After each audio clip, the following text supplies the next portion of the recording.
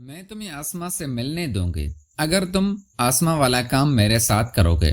तो वो मेरी बात सुनकर हैरान हुआ और कहने लगा कि भाभी, मेरा चार्जर बहुत बड़ा है, आपसे बर्दाश्त नहीं होगा। मैंने कहा कि मेरा नाम सिद्रा है, मेरी उम्र 25 साल है और मैं एक शादीशुदा औरत हूँ। मैं बहुत ही खूबसूरत और दिलकश हूँ। जो कोई मुझे देखता है तो मुझे देखता ही रह जाता है।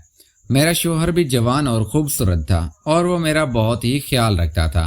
मेरी शादी लाहौर शहर में हुई थी और मेरे मायके वाले भी लाहौर के थे।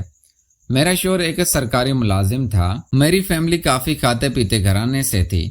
हमारी फैमिली में टोटल 7 अफराद थे। मेरी सास, उसके 2 बेटे और 2 बेटियां। मेरे ससुर का कुछ अरसा पहले इंतकाल हो गया था। मेरे शोहर की दोनों बहनें काफ़ी जवान और खूबसूरत थी और उनकी उम्र तकरीबन 16 और 17 साल थी। मेरी सास की बेटियां स्कूल में पढ़ रही थी। मेरे शोहर भी अपनी दोनों बहनों का काफ़ी ख्याल रखते थे और उनसे काफ़ी मोहब्बत करते थे। मेरी छोटी नंद का नाम आसमा था और बड़ी का नाम समीना था। बड़ी की उम्र 17 साल थी और छोटी की उम्र 15 साल थी। एक दिन मेरी बड़ी नंद समीना स्कूल गई और वापस न आई। ना जाने वो कहाँ चली गई थी। मेरे शोहर और मेरी सास उनको ढूंढते ढूंढ कर पागल हो रहे थे, लेकिन मुझे शक था कि वो किसी के साथ भाग गई थी। सारा दिन ढूंढने के बाद मेरे शोहर ने थाने में रिपोर्ट दर्ज करा दी थी। मेरी सास भी उनके साथ ही थी। मैं और मेरी छोटी नंद आसमा घर में अकेली थी। हमें काफ़ी डर लग रहा था क्योंकि शहर में करीब करीब हमारा कोई जानने वाला नहीं था और हम एक जगह से दूसरी जगह पर शिफ्ट हुए थे और वहां पर अपना मकान बनवाया हुआ था और हमारा कोई भी रिश्तेदार लाहौर शहर में हमारे करीब नई जगह पर नहीं रहता था। मेरे शोहर और मेरी सास अपनी बेटी को ढूंढते ढूंढते दूसरे शहर चले गए थे और वो तकरीबन 3-4 दिन वापस आने वाले नहीं थे। मैं और मेरी नंद आसमा घर में अकेली थी तो मुझे डर सा लगने लगा। मैंने आसमा को अपने कमरे में सुलाया। तकरीबन रात के 12 बजे हमारे दरवाजे पर दस्तक हुई। हमारा घर कोठे नुमा था। मैंने ऊपर जाकर देखा तो तकरीबन 18 साल का लड़का था जो बहुत खूबसूरत नौजवान था और हमारा दरवाज़ा खटखटा रहा था। मैंने ऊपर से उसको कहा कि आप कौन हो और क्या लेने आए हो।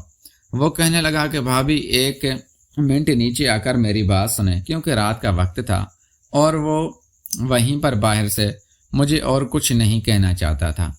जब मैं नीचे आई तो मैंने कहा, अब बताओ क्या कहना है। उसने कहा, भाभी दरवाज़ा खोलो। ये बात सुनकर मेरे पैरों से ज़मीन ही निकल गई। खैर, मैंने हिम्मत करके दरवाज़ा खोला। उसने कहा, भाभी मैं आसमा से मिलने आया हूँ। ये सुनकर मैं हैरान हुई क्योंकि आसमा तो अभी छोटी उम्र की ही थी, लेकिन उसका इस लड़के के साथ क्या चक्कर था। मैं तो ये सोच कर ही घबरा गई थी। मैंने उसको कहा कि तुम्हारा नाम क्या है और तुम कहाँ से आई हो। उसने अपना नाम बताया कि मैं आसिफ हूँ और इधर साथ वाले मोहल्ले में रहता हूँ। वो मुझे देखने में बहुत खूबसूरत और नौजवान लग रहा था। मैं तो उसको देखते ही उस पर फिदा होने और अपने शोहर को भूल गई। आसमा मेरे साथ मेरे कमरे में सो रही थी और मैं ये सोचने लगी कि आसमा के साथ ये कैसे करता होगा, क्योंकि वो तो अभी इतनी छोटी थी। मैं उसको दूसरे कमरे में ले गई क्योंकि आसमा मेरे कमरे में सो रही थी और वहां पर बैठकर मैंने उससे हर बात पूछी तो वो कहने लगा कि मैं आसमा से पिछले 4 महीने से मिल रहा हूँ और वो मेरे से बहुत प्यार करती है और उसने मेरे से शादी करने का वादा किया हुआ है। आज आसमा ने दिन को स्कूल के वक्त मुझे कहा था कि हमारे घर में कोई नहीं है, आप रात को हमारे घर आ जाना। भाभी, मैं आपकी मिन्नत करता हूँ, मुझे आसमा से मिलने दो। जब मैंने उसके ये अल्फाज सुने तो मुझे आसमा से चिढ़ होने लगी और मेरा दिल कर रहा था कि इतना खूबसूरत लड़का मैं कैसे हाथ से जाने दूं। मैंने उसको कहा कि मेरी एक शर्त है, पहले वो पूरी करो, फिर मैं तुम्हें आसमा से मिलने दूंगी। अगर आसमा वाला काम तुम मेरे साथ करोगे।